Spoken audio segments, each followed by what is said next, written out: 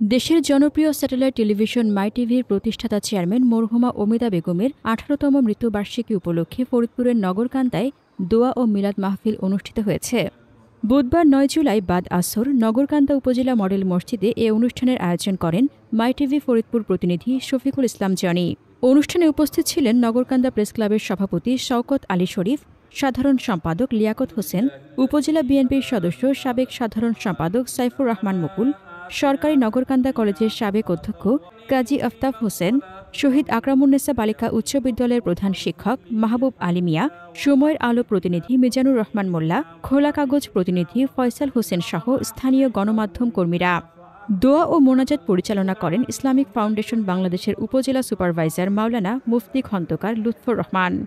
অনুষ্ঠানে মরহুমা রুহের মাগফিরাত কামনা করা হয় এবং দেশ ও জাতির কল্যাণে বিশেষ মোনাজাত করা হয়। বক্তারা তাদের বক্তব্যে মরহুমা ওমেদা বেগমের জীবনের বিভিন্ন দিক তুলে ধরেন। তারা বলেন, তিনি ছিলেন একজন সংগ্রামী নারী, যিনি নিজস্ব প্রচেষ্টায় মাই টিভির মতো একটি গণমাধ্যম প্রতিষ্ঠা করে দেশের গণমাধ্যমে একটি উজ্জ্বল দৃষ্টান্ত স্থাপন করেছেন। তার অবদান চিরস্মরণীয়।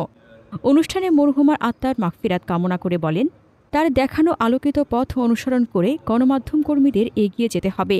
এমন আয়োজন যেন প্রতি বছর নিয়মিতভাবে অনুষ্ঠিত হয়, এ প্রত্যাশাও ব্যক্ত করেন অতিথিবৃন্দ।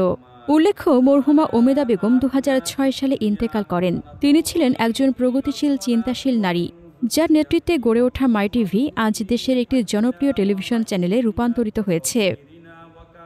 হাসনাতুজ্জাহান হিমু, দৈনিক খোলা চোখ। আপনার স্বপ্নের যাত্রা হোক ফ্লাই ইনফিনিটির সাথে।